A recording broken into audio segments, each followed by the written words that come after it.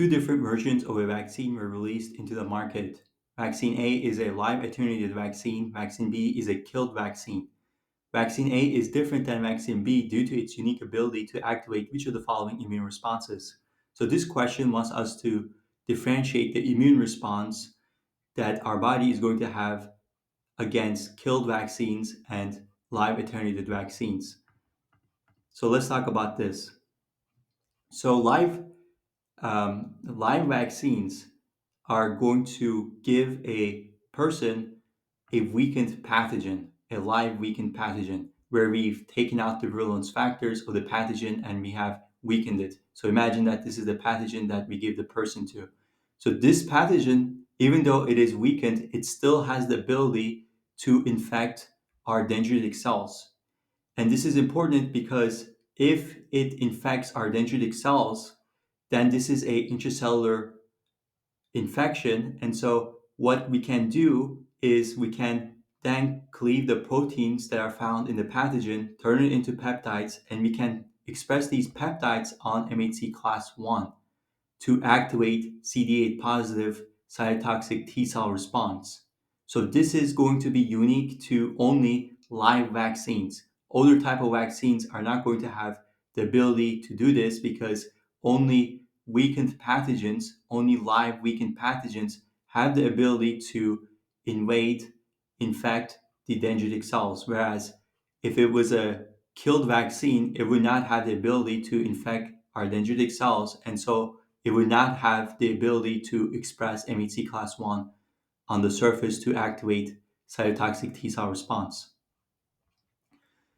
So if we gave a person a killed vaccine, we would have a killed pathogen that would not have the ability to invade our dendritic cells because it is killed. It has no ability to invade our dendritic cells. And because of this, it is just going to be taken up by the antigen presenting cells.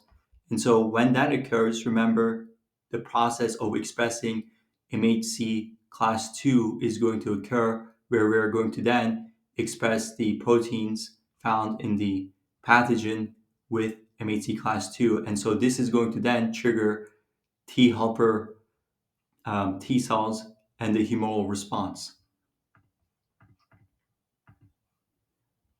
So again, killed vaccines are going to have a killed pathogen.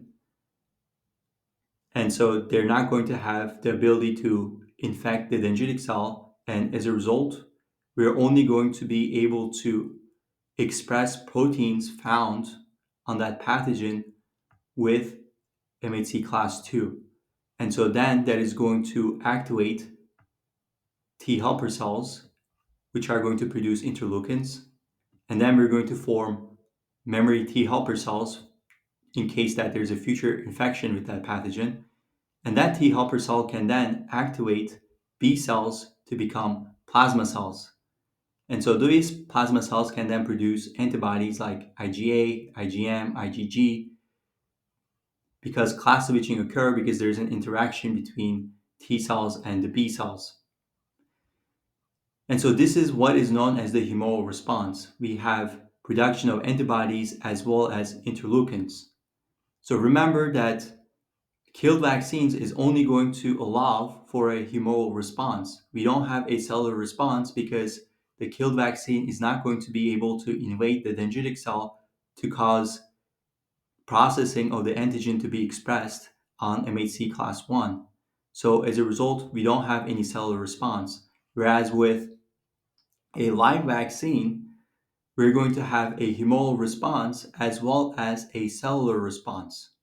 So we get best of the both worlds, and this is why a live vaccine is going to have a much stronger immune response, and that is why we do not need boosters with live vaccines.